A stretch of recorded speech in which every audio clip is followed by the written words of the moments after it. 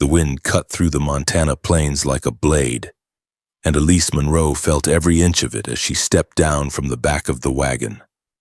Her coat was too thin for winter, her boots too worn for work, and the men standing by the fence made no effort to hide their judgment.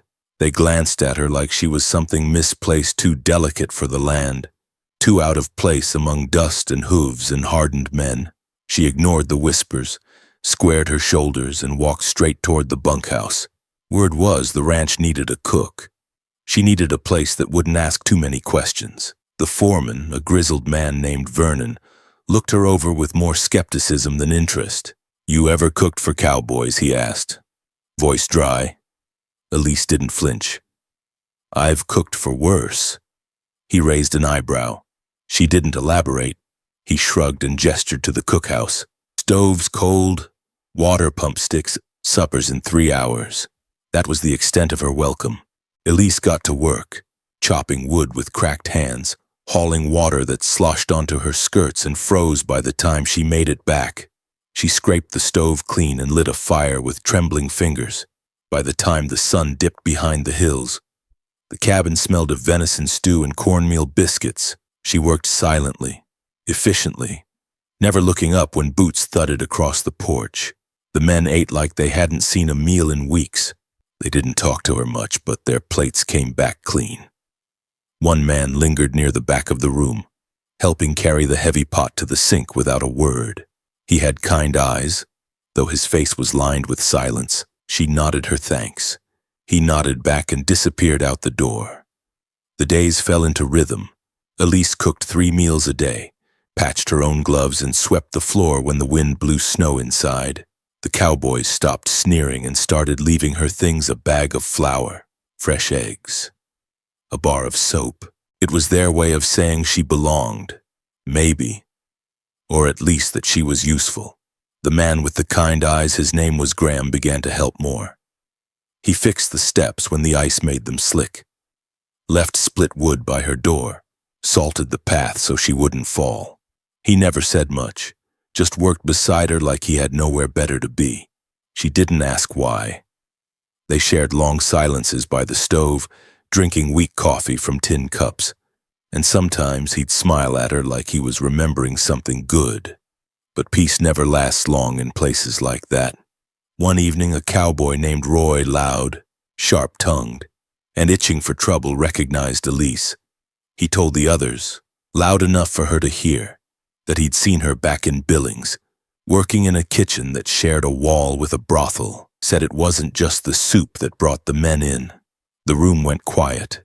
Elise stood still, her hands wrapped around a kettle. She didn't argue. She didn't explain. She just walked back to the stove and kept stirring. That night, the silence around her grew colder. The men averted their eyes. The gifts stopped. Only Graham remained unchanged. He didn't say anything. But the next morning, Roy came in with a split lip and wouldn't meet her gaze. Later that night, Elise found a basket by her door. Inside were warm eggs, cornmeal, and a folded note that simply said, "Some of us see more than shadows." She knew who had left it, but trouble wasn't finished with her yet. A week later, the cookhouse caught fire. Something sparked near the stove. Maybe the flue gave out. Smoke poured through the wall and flames curled along the rafters. Elise woke to coughing and heat. She barely made it to the door before the smoke overtook her. And then he was there, Graham, his arms wrapping around her as he pulled her from the blaze. His coat caught a spark, but he didn't stop. He carried her out into the snow, dropped to his knees, and held her as she gasped for air. When her breathing steadied, she looked up and saw not just a ranch hand, but a man burdened with something he hadn't said. That night, by the fire of the main house, he told her the truth. He'd seen her before, years ago in Billings, standing behind a window, face lit by lamplight. He'd walked past, done nothing, but never forgot her. And more than that, he was not just a ranch hand. He was the landowner's son, sent away to prove himself among the men. Elise said nothing. Her face didn't move, but her heart twisted, not because of his past, but because of what he'd hidden. In the morning, she left, packed her few things, folded her apron, and walked away. not out of spite, but because sometimes walking away is the only way to remember who you are. He wrote her a letter. She found it tucked inside her old recipe book days later. His words were quiet, regretful, and full of hope. He didn't ask forgiveness, only understanding. Months passed. Elise found a small town farther south, opened a cafe with the last of her savings. She named it Monroe's Table. One day, Graham showed up with dirt on his boots and a basket of tomatoes from his garden. He didn't ask for anything, just offered to help. They worked side by side for weeks and then months. They laughed more, spoke less, and when the wildflowers bloomed, they were married under an old oak tree behind the cafe. He gave her no ring, only a white handkerchief embroidered with one word, forgiven. The mornings came early on the ranch, and Elise Monroe was always up before the sun. The cold cut through her bones, but she kept moving, dragging buckets of water from the frozen pump with hands that no longer felt their own. She hauled firewood to the cookhouse, split what she could, stacked the rest, and lit the old iron stove until it crackled back to life. Her fingers were stiff and raw, her boots soaked through before breakfast, but not once did she complain. She wasn't there for comfort. She was there to survive. The men didn't say much to her, especially at first. They took their meals in silence, barely nodding as they scraped their plates clean and filed back out to the corral. No one offered to help her wash dishes, clean floors, or scrub soot from the chimney pipe. She didn't expect them to. Instead, she rolled up her sleeves and did every job herself, from frying bacon to kneading biscuit dough with aching wrists. By mid-morning, she was wiping sweat from her brow despite the frost on the windows. The cookhouse itself was no help, drafty, dim, and always on the verge of giving out. The stove liked to choke on damp wood. The door creaked on every hinge, and mice scurried under the floorboards. Still, Elise kept the place running like a clock. She made stews thick with flavor, bread warm enough to melt butter, and coffee strong enough to wake a dead man. Little by little, the Cowboys started leaving their plates a little cleaner. One even tipped his hat to her on the way out. They never said thank you, not out loud, but they started showing up early for breakfast. One left a bag of flour at the door when the barrel ran low. Another sharpened her kitchen knife without a word. These were men who didn't believe in small talk or soft gestures. But Elise had learned that in places like this, respect came in silence. Each task she did wasn't just labor, it was a declaration. When she chopped onions until her eyes burned, when she stirred beans for hours over a stubborn flame, when she baked cornbread with numb fingers, she was proving over and over that she belonged, that she could carry her weight and then some, that she wasn't just passing through, she was staying. She cleaned the cookhouse until the floors shone, kept a careful eye on the larder, and rationed flour so no meal came up short. She learned which cowboy liked salt pork crisp, which one favored black coffee, which one never touched beans. She watched them the way a mother watches her children, not with softness, but with the attention of someone who knew that care was an act of strength. There were nights when exhaustion threatened to pull her down, when the wind howled so loud through the cracks in the wall she could barely sleep, when her back screamed from bending too long over the fire. Still, she rose with the dawn, not out of duty, out of determination. Because each day she stayed, she carved out a little more space for herself in a world that had tried again and again to push her out. Graham noticed first. He watched how she never asked for help, but never refused it either. How she carried 2 pails of water when one would have been hard enough. How she set a place at the table for the new boy before anyone else thought to. He saw the way her hands moved firm, deliberate, never wasting motion. She cooked like someone who had known hunger, cleaned like someone who had known shame, and walked like someone who was tired of running. One morning, a storm swept in fast, and the snow came sideways. The barn doors froze shut. Horses spooked. The Cowboys worked all day in wet coats and stinging wind, their faces red and cracked by dusk.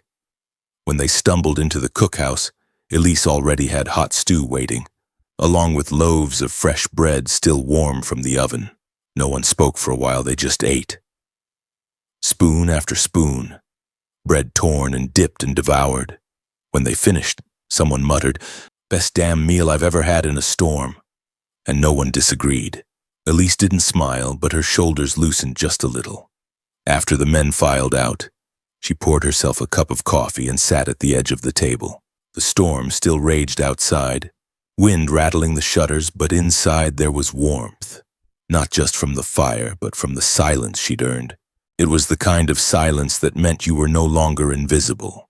She took a sip of coffee, stared into the flames, and let herself feel proud, not loudly, not fully, but enough. Enough to know that whatever they thought of her when she arrived, they thought differently now.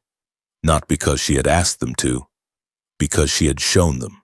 Every meal, every chore, every long day without complaint had been her way of speaking, and they had listened.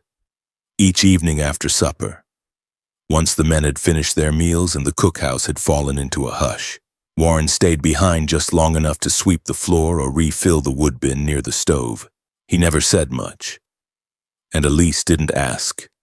There was a rhythm to it, her wiping down the counters, him moving quietly in the background, their silence more companionable than awkward. She noticed that the steps to the porch, once slick with ice and dangerous in the early morning, had been salted.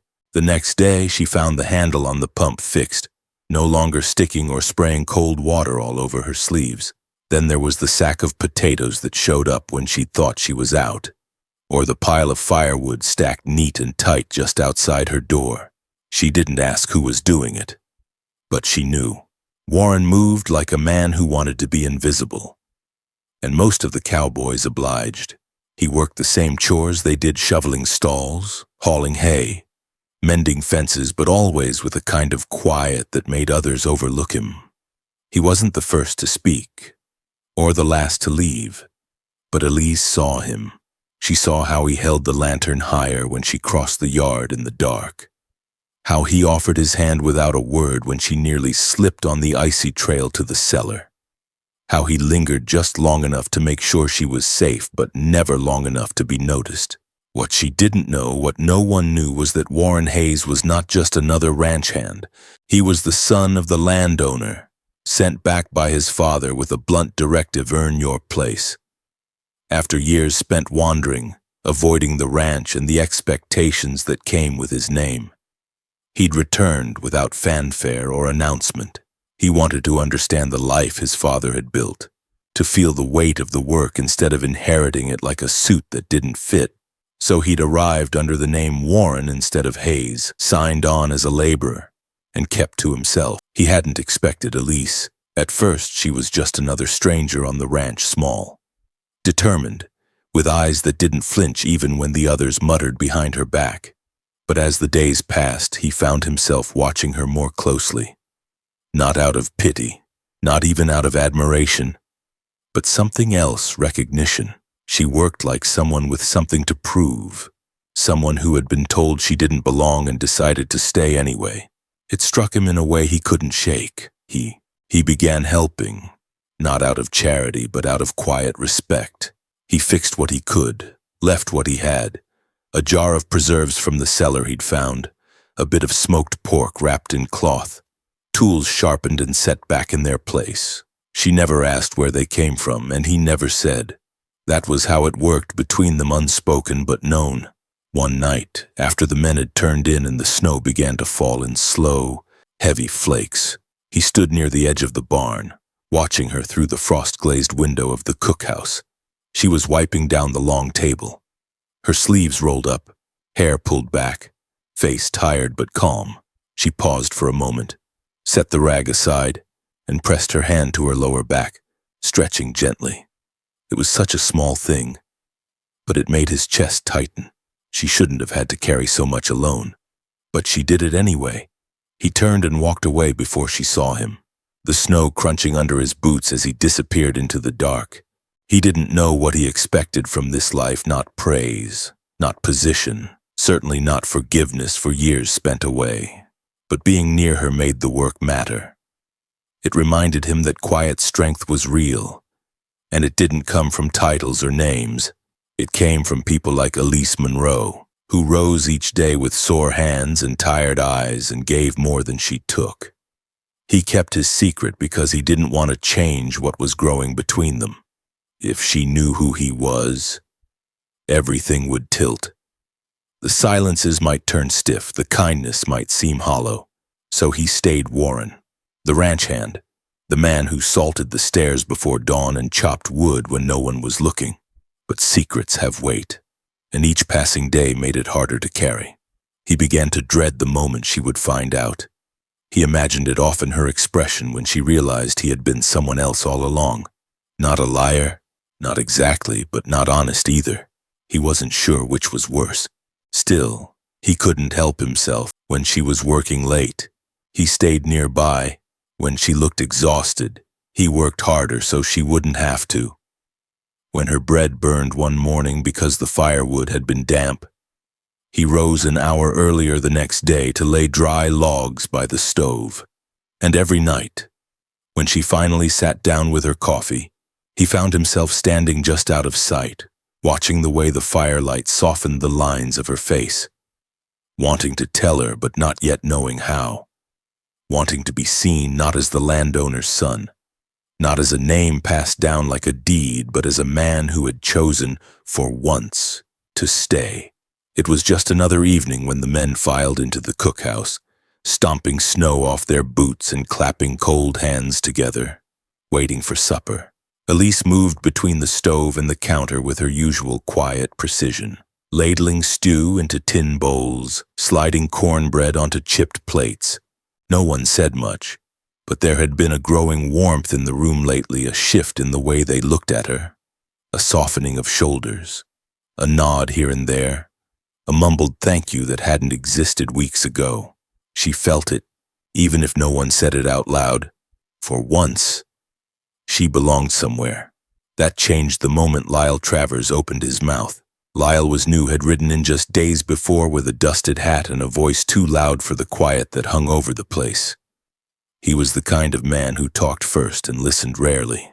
That night, he leaned back in his chair after the first bite of stew and drawled, "I'll be damned. This tastes just like the stuff they served back in Billings. You ever eat at that place behind the Bellhaven Saloon had a kitchen on one side and something else on the other?"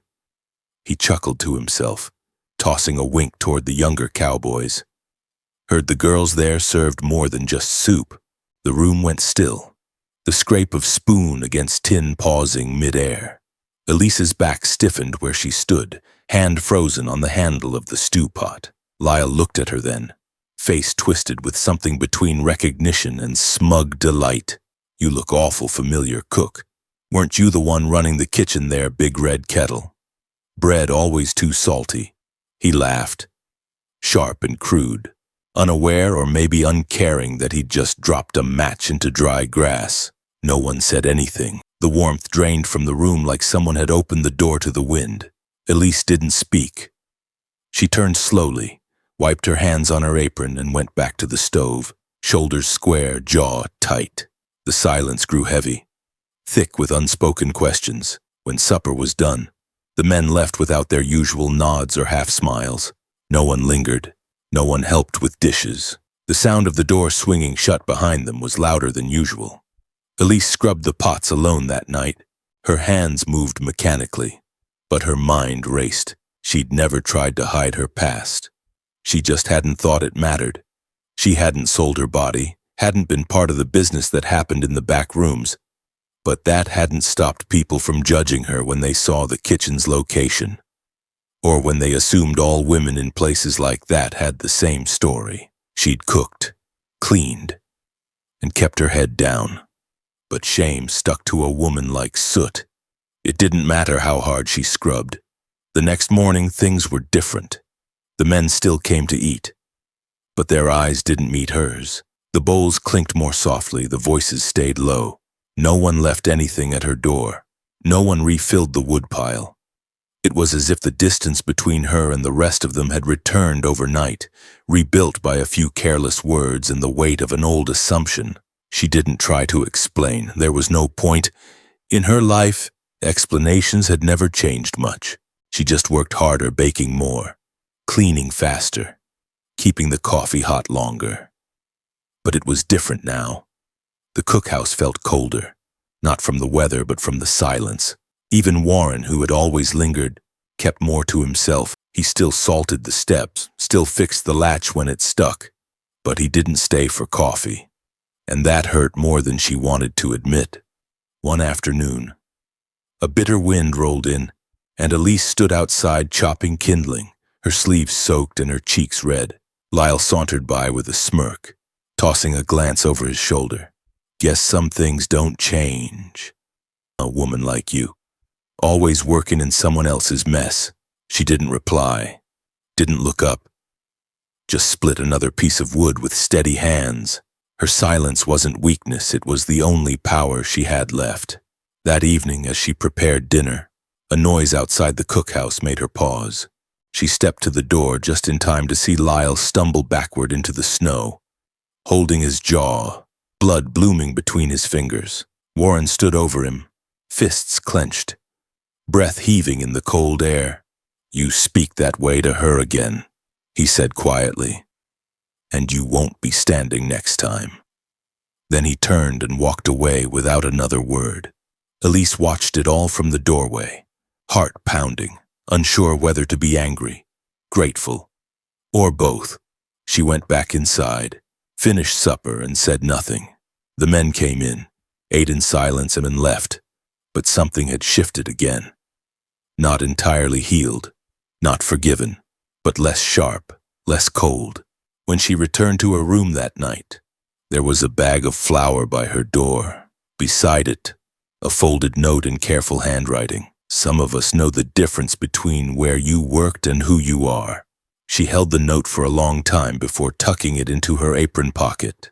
The floor still creaked, the walls still groaned, and the work was just as hard. But in that moment, she remembered something she'd almost forgotten. Shame only grows in darkness. And sometimes, the truth is just quiet enough to endure. The next few days passed with a heavy stillness, as if the very air in the cookhouse carried the weight of everything unsaid. Elise kept her head down, pouring herself into the work with an intensity that left no room for thought. She kneaded bread until her arms ached, scrubbed the floors until they shone, and stood by the stove long after supper was served, waiting for the last of the tin plates to be returned. The men still came in, still ate their fill, but the warmth she had started to feel among them had thinned into something brittle. The silence had changed. They didn't call her names, they didn't laugh, but the absence of kindness was just as loud. The way their eyes passed over her, the way their voices lowered when she entered the room. It was enough to feel like exile.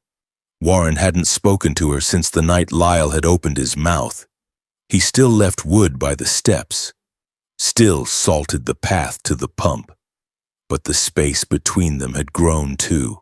She told herself it was fine, that she didn't expect anything, that she didn't need anyone.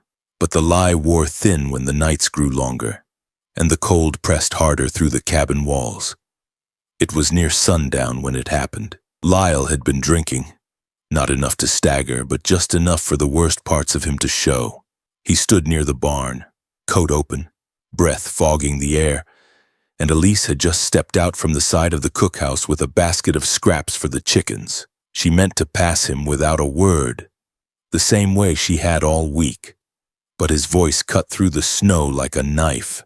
"Well, look who's still playing house," he sneered. "You burn the biscuits again, sweetheart. Or is the only thing you know how to warm a man's bed?" She froze. Her knuckles tightened around the basket handle, but she said nothing. She turned away, jaw set, walking toward the coop. His laughter followed her. That's when she heard it, a sudden scuffle, the crunch of boots in snow, and the sickening thud of flesh meeting flesh. She turned back just in time to see Lyle stumble backward. Lip split, hand clutched to his face. Warren stood over him, his chest rising and falling with restrained breath, hands clenched but steady. "You say another word to her," he said, voice low and even, "and I'll bury your teeth so deep in the snow, spring won't find them." Lyle didn't answer.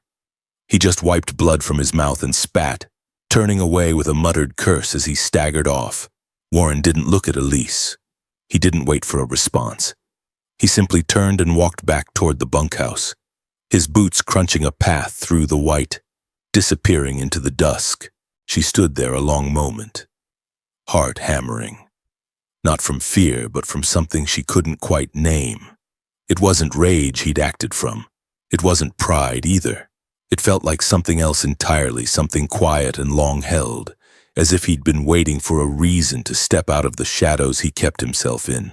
She went back inside without speaking to him.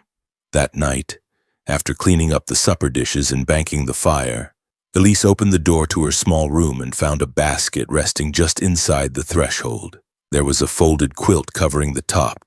She lifted it gently and found a dozen warm eggs nestled in straw, a sack of cornmeal tied with twine, and a small jar of honey sealed with wax. No note, no name, just the quiet care of someone who had been paying attention. She stood there, staring down at the basket, throat tight, fingers trembling slightly as she pulled the quilt closer to her chest. The eggs were still warm, which meant he'd delivered them just minutes before. Likely while she'd been finishing her last chore. He hadn't knocked, hadn't waited for thanks. That was how Warren moved through the world. Not with declarations or grand gestures, just small, deliberate acts that told the truth better than words ever could. She closed the door gently and carried the basket to the table. She touched the sack of cornmeal with one hand, then the jar of honey, and sat down without lighting the lantern. In the soft glow of the embers, she felt something shift inside her, not the sudden sweep of forgiveness or romance, but something steadier, a recognition. He had seen her, even when others looked away. He had known what she carried and hadn't flinched, and maybe that mattered more than anything that had been said or unsaid between them. Maybe in a place where silence ruled and shame clung like frost. That kind of quiet presence was its own kind of grace. Elise reached for the quilt and unfolded it across her lap. The stitching was uneven, but careful. Someone had taken time with it. She ran her fingers over a line of pale blue thread and smiled, not broadly, but softly, like someone remembering the sound of their own name after years of forgetting it. That night, she slept warmer than she had in weeks, not just because of the quilt, because for the first time in a long time, she didn't feel entirely alone. It was deep into winter when the fire came, the kind that moved fast and quiet, fed by dry wood and unnoticed cracks in the stovepipe. That night, Elise had worked longer than usual, preparing dough for the morning, patching a tear in her apron, scrubbing the kettle until it shone. The wind howled outside, pushing snow up against the walls.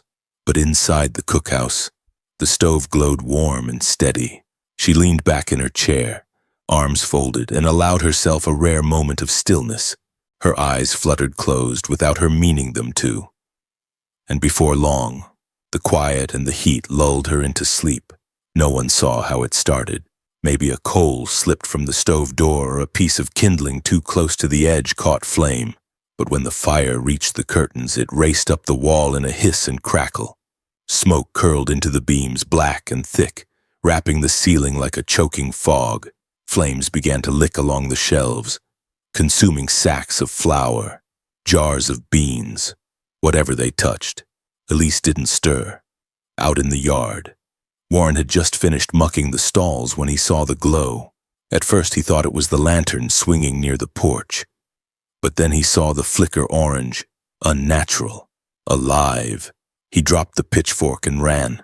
The wind hit him full in the face, but he didn't stop. The cookhouse door was already wreathed in smoke. The windows lit from within like the sun had taken hold. He shouted her name once, twice, but there was no answer. Without waiting, he pulled his coat over his mouth and drove his shoulder into the door. The heat hit him like a wave, searing and thick. He blinked against the sting, eyes searching, heart pounding. There, near the stove, slumped in the chair, her head tilted back, the edge of her dress already singed. He crossed the floor in 3 strides, wrapped his arms around her, and lifted her like she weighed nothing. She stirred then, coughing, half-conscious, her fingers grasping at his shirt. He didn't speak, didn't waste a second. Flames leapt at the walls behind him, and he turned just in time as a beam above cracked and gave way, crashing to the floor where she had just been. He kicked the door open with his heel, snow rushing in to meet the heat. He stumbled out into the cold night with her in his arms, boots crunching through drift and ash. The other cowboys were just arriving, shovels and buckets in hand. But Warren didn't stop. He carried her straight to the main house, shouldered open the door, and laid her gently on the nearest cot by the fire. She coughed again, eyes fluttering open, lungs fighting the smoke still in her chest. For a moment she didn't see him, just the ceiling above, blurred by tears and soot. But then he knelt beside her, his face streaked with ash, his hands trembling not from cold but from fear that had only just begun to leave him. "Warren," she whispered, her voice raw and cracked. He didn't answer right away. He just looked at her, and in that look, she saw everything he'd never said. There was no judgment in his eyes, no trace of the man who had once stood at the edge of the room too afraid to step forward. Only care, quiet and sure, and something else, recognition, not just of her, but of a moment long buried, a memory. She reached for his hand and he let her. His skin was warm despite the snow still clinging to his sleeves. She held on, not tightly, but enough to feel the truth settle between them. He had come for her, without hesitation, without thought. Not because it was expected, because he couldn't have done anything else. Later, when the fire was out and the rest of the ranch returned to its uneasy calm, she lay awake on the cot, the quilt drawn to her chin, the scent of smoke still caught in her hair. Warren sat nearby in a wooden chair, his elbows on his knees, watching the flames in the hearth instead of speaking. Neither of them broke the silence. There was nothing left to explain. He had carried her through fire. That was enough. She studied the side of his face in the low light, the angle of his jaw, the way his hands curled around one another. He wasn't a man of words. He was a man of actions. And tonight, he had spoken louder than any confession could. Outside, snow continued to fall in slow, soft layers. Inside, and something else settled a peace between them. Fragile but real. She knew nothing would be the same after this. Not the way the others looked at her. Not the way she looked at him. The fire had taken her cookhouse, her tools, her quiet place. But it had left her something else, something stronger. When her eyes closed again, it wasn't from exhaustion or smoke. It was the first true rest she'd allowed herself in a long, long time. And beside her, Warren remained, unmoving, a sentinel by the fire. He didn't need to speak. His presence said everything. The morning after the fire, the ranch was still cloaked in a hush, as if the flames had scorched more than wood and smoke. Elise sat wrapped in a borrowed quilt beside the window of the main house, a tin cup of coffee cooling in her hands. Outside, the charred remains of the cookhouse stood like a broken tooth against the snow. No one said much. A few of the men had passed by with bowed heads, offering brief nods or quiet gestures of respect. But no one dared speak of what had nearly been lost. And Warren, as usual, remained nearby, never in her way, never pressing, just present. They spent the day together without many words. He helped her collect what little had been salvaged: a scorched pan, a bent ladle, a few tins of flour sealed tight enough to survive the flames. He walked beside her as she carried the blackened kettle back to the cabin where she now stayed. When her hands trembled trying to fix the broken latch, he gently took over without a word. There was comfort in the silence they shared, a kind of understanding that didn't need to be spoken, till it did. It was after sundown when he finally sat across from her in the dim warmth of her new space. The fire crackled softly between them. And Elise, feeling the exhaustion settle into her bones, let her shoulders ease. Warren didn't look up at first. He stared into the flames like they held something he couldn't say. "I need to tell you something," he said finally, voice low, almost hesitant. Elise didn't respond right away. She waited. He shifted, the shadows from the fire dancing across his face. "That night I pulled you out. It wasn't the first time I'd seen you in trouble. She blinked, not understanding. I saw you once, years ago, in Billings. The name landed hard between them. Elise sat up slightly, heart tightening. You were working at that kitchen behind the Bellhaven, he continued, carefully. I was passing through. I remember your face through the window. You looked tired, alone. I didn't do anything and I didn't say anything and I just kept walking. The silence between them grew sharp. Elise set her cup down slowly, the metal clinking softly against the table. I remembered you, he said. Every time I saw you here. I kept wondering if you'd remember me too, but you never looked like you did. I didn't want to bring it up. And then I waited too long. Still, she said nothing.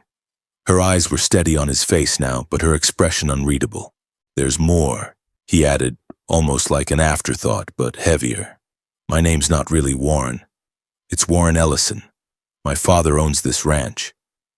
He let the words hang there, waiting for the impact. I came back under my first name so the men wouldn't treat me different. So I could earn my place like anyone else. I didn't want to be the boss's son.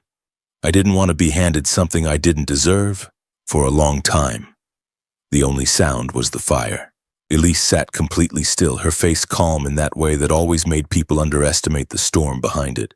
So, she said finally, her voice cool and measured, you knew who I was. You remembered what they said. You saw the way I was treated, and you kept quiet. His jaw tightened. But he didn't look away. I thought I was protecting you. Or maybe I was just protecting myself. She stood slowly, the blanket falling from her shoulders. It's not the past that hurts me, Warren. It's that you let me believe I was alone, that I had no one to stand beside me. I was standing there, he said quietly.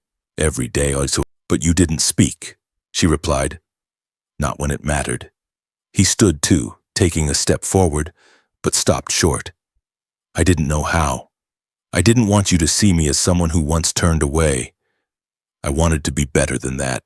Elise shook her head, eyes glistening but not letting tears fall. You could have told me the truth. I don't need perfect, Warren. I never have. But I need real. He nodded slowly, as if her words hit deeper than any slap could have. I know. She walked past him to the door, opened it, and let the cold night air rush in. I need time. He stepped back without protest. I'll give it to you. She closed the door gently behind him. Inside, the fire still burned, but the warmth felt different now, emptier, more uncertain. She stood there a long while, staring at the flickering light, her hands clenched at her sides. He had risked his life for her. Yes, he had helped her in silence, carried her through fire, shown her care in 1,000 unspoken ways. But it was the silence that hurt most. Not his past, not his name, but the choice not to let her in. Because trust, she knew, wasn't built on gestures, it was built on truth. Even when it trembled, even when it cost something to say out loud, she sat back down, alone again. But no longer sure what she wanted next, only that she would need to find it herself. The morning she left, the ranch was still. Snow clung to the porch railings in quiet folds, and the sky held the pale light of dawn without warmth.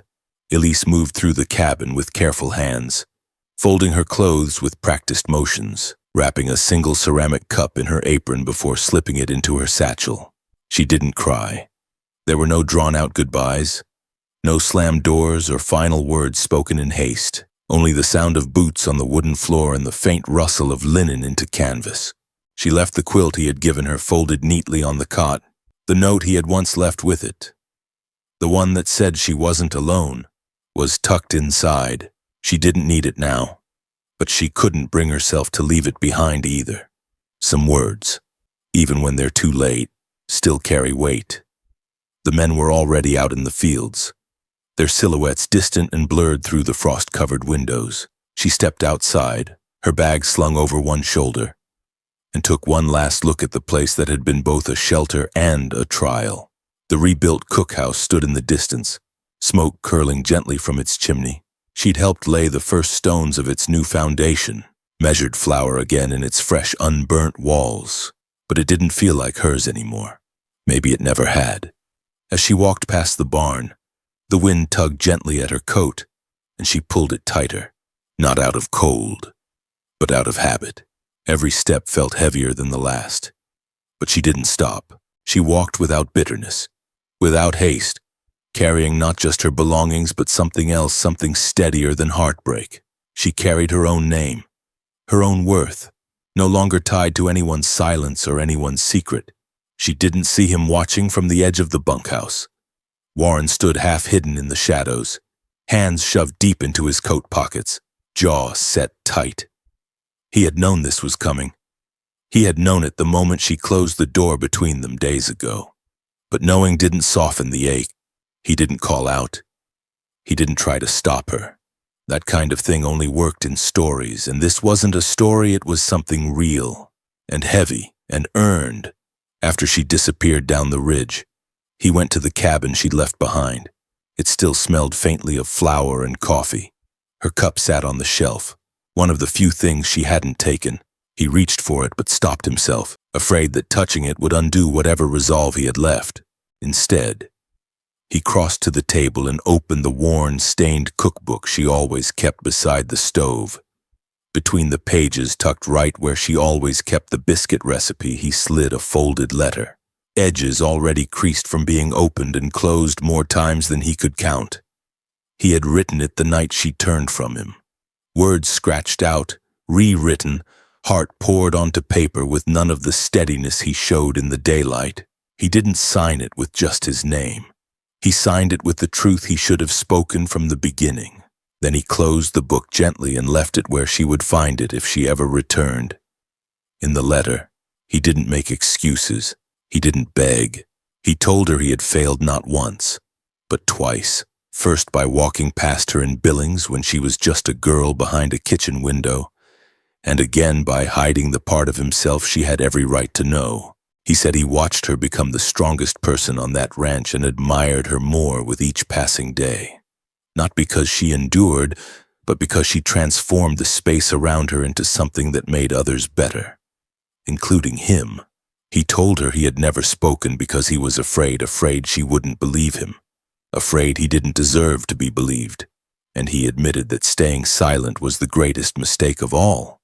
He wrote that her leaving broke something in him, not because she was gone, but because he understood finally what it cost her to go. And still, she had walked away with grace, with dignity, not out of anger, but out of purpose. That was what humbled him the most. He didn't ask her to return, but he only asked that she remember the way he had looked at her that night by the fire, without shame, without pity, only care, because that had been real. Even if the rest had taken too long to come into the light. Weeks passed, then months.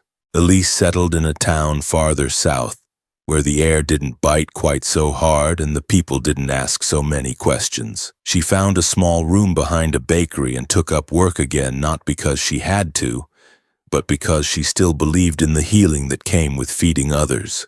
One day, while unpacking a box she hadn't touched since leaving, she found her cookbook. The cover was bent, the corners smudged, but when she opened it, the letter fell into her lap. She held it a long time before unfolding it again, her fingers trembling as her eyes traced every word. She didn't cry, she didn't smile, but when she refolded the paper and placed it back between the pages, it wasn't with bitterness. It was with something closer to peace. Because sometimes the truest apology isn't the one you say out loud, it's the one you leave behind, in case they're ever ready to hear it. The letter had sat untouched inside the old cookbook for weeks, maybe longer.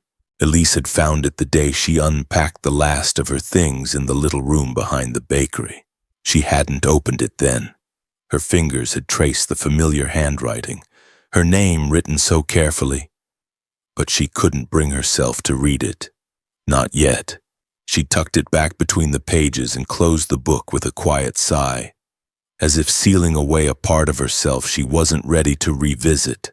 The bakery work kept her busy.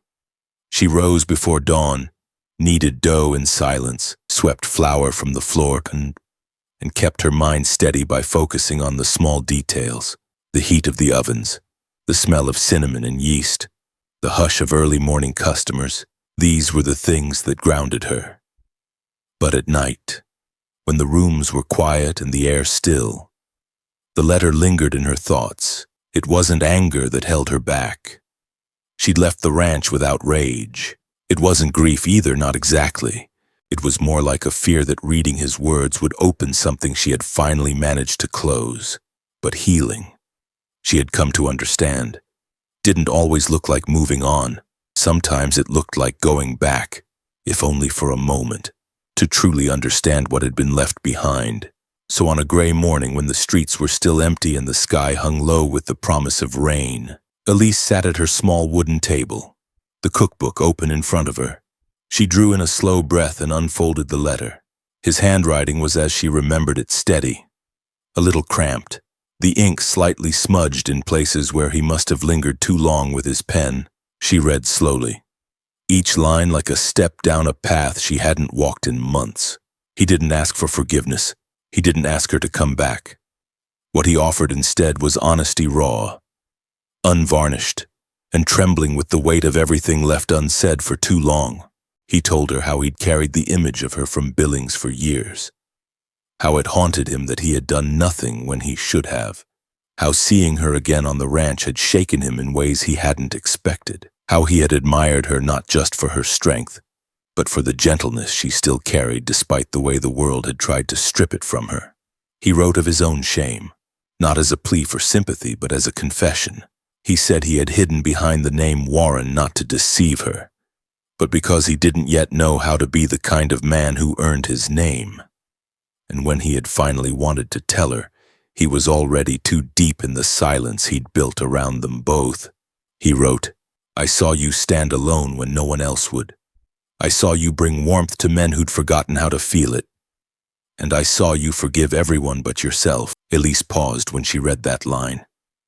Her eyes stung, but she blinked the tears back. He ended the letter with no promises, no vows, just a simple hope that she would know she was seen, that her strength had not gone unnoticed, and that his silence had been his deepest regret.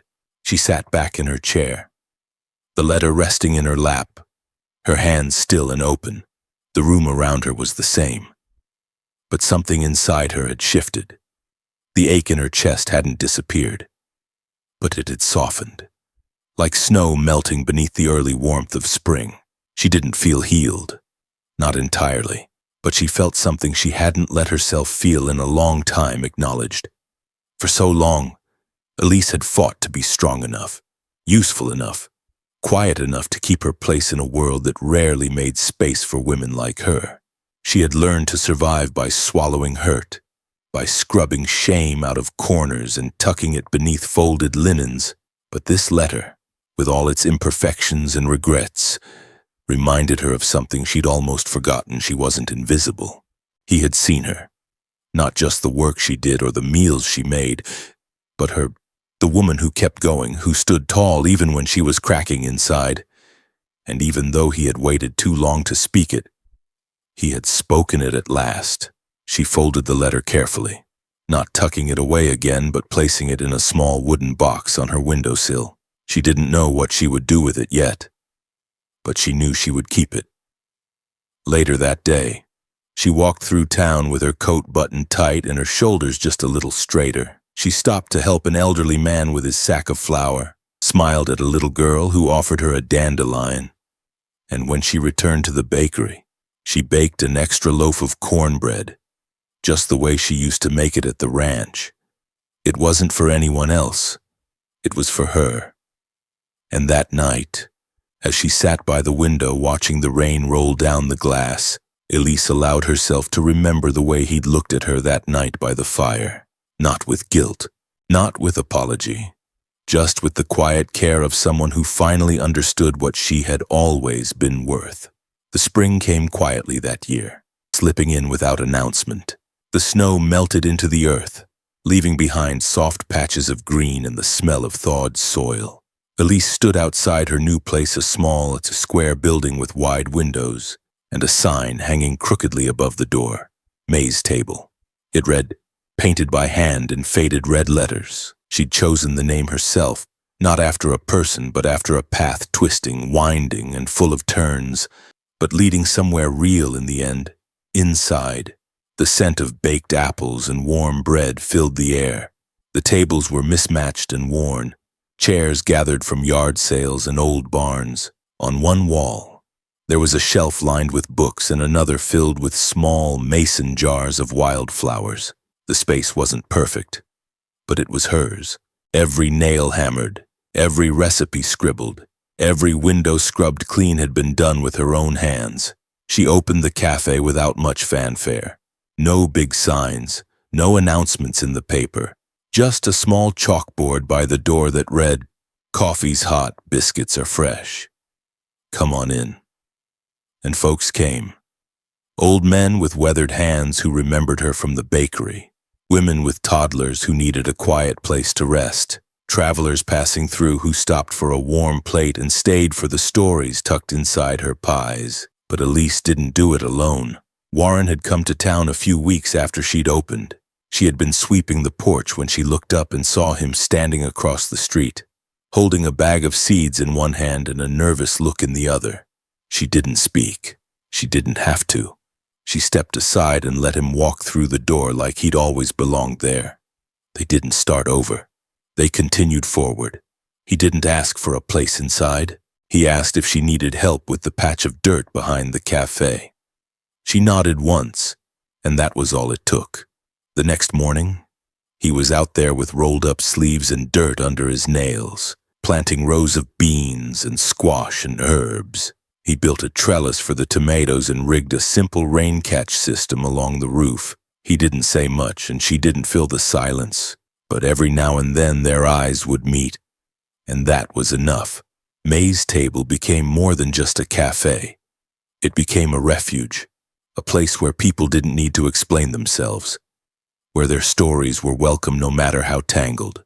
Elise would often come out from behind the counter to sit with customers, coffee in hand, listening, not offering advice, just being there. The kind of presence she had once longed for. Warren thrived in the garden. He built benches beneath the shade tree and hung wind chimes made of silverware. He carved a small wooden sign that read, "Every seed has a season," and stuck it near the lavender. On warm days, children would wander out back, curious about the growing things. He showed them how to dig gently, how to water without drowning the roots. His hands, once calloused from ranch work, became careful in a different way. They didn't talk about the ranch, not often. Not about the fire or the letter or the months of silence. Those things lived between them like the roots of an old tree buried deep, but strong enough to support something new. When they did speak of the past, it was quiet and unhurried, like brushing dust off an old frame. There was no anger left, just memory.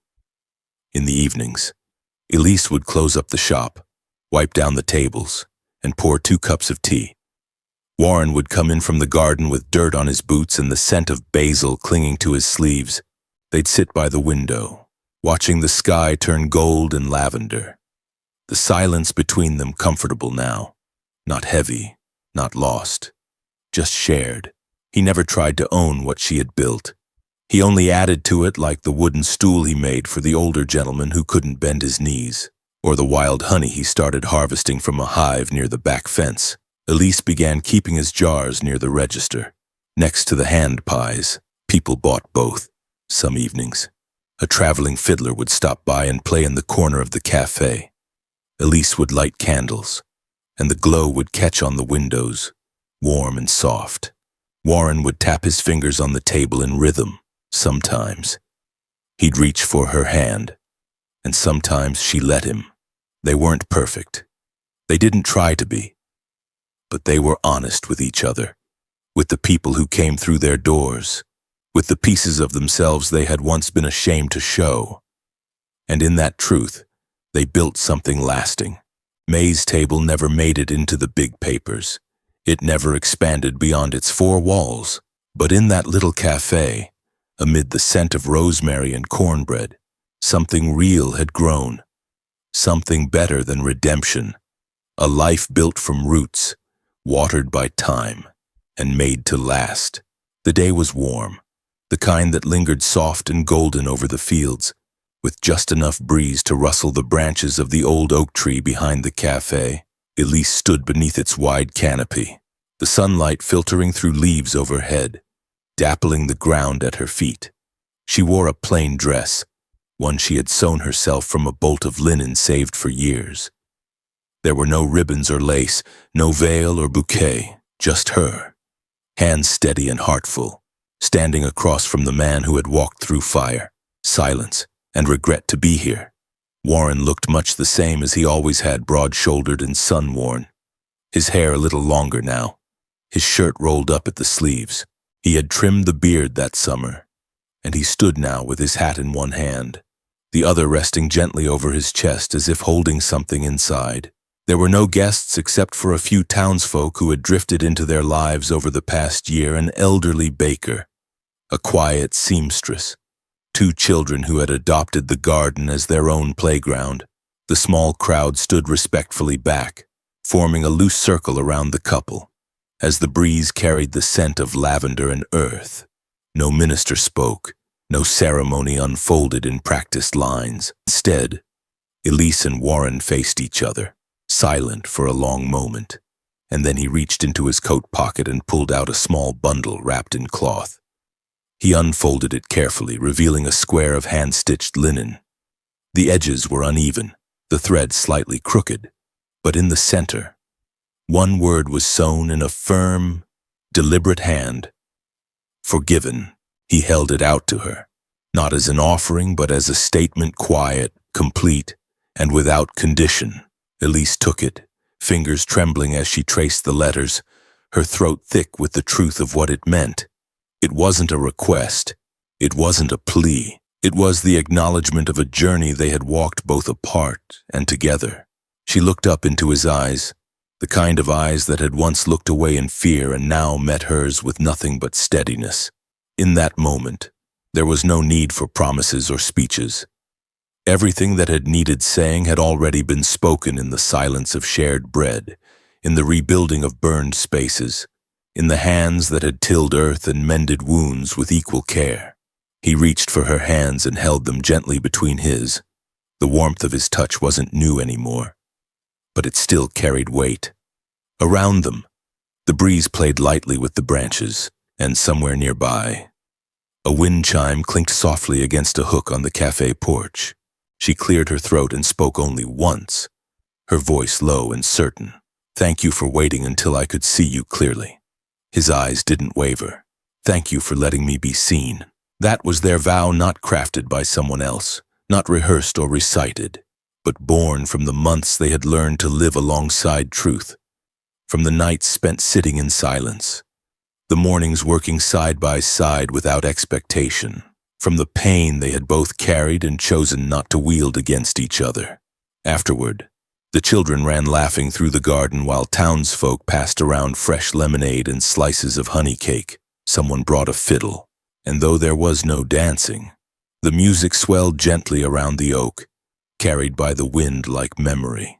Warren stood with one hand resting lightly at the small of Elise's back, guiding her without possession. She leaned into his side, not because she needed support, but because it felt natural now. Later that evening, after everyone had gone home and the sun had dipped low behind the hills, they sat together on the cafe porch. The sky had turned to velvet, the stars beginning to pierce through, and the quiet between them was full not of absence, but of contentment. Elise pulled the handkerchief from her pocket again and held it in her lap. Her fingers passed over the words stitched there, and for the first time in a long time, she felt no echo of shame in her chest, only peace. Warren glanced sideways, catching her smile. "I didn't know if you'd keep it." She turned her head to him, eyes soft. "It's not just from you," she said.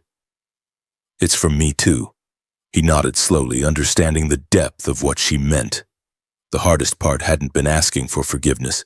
It had been allowing themselves to receive it from each other, and from the parts of their own hearts that had stayed guarded too long. They didn't speak much more that night. The porch creaked beneath them, and the air grew cooler, but neither moved to go inside. They stayed like that, two people no longer haunted by who they had been, but quietly proud of who they had become.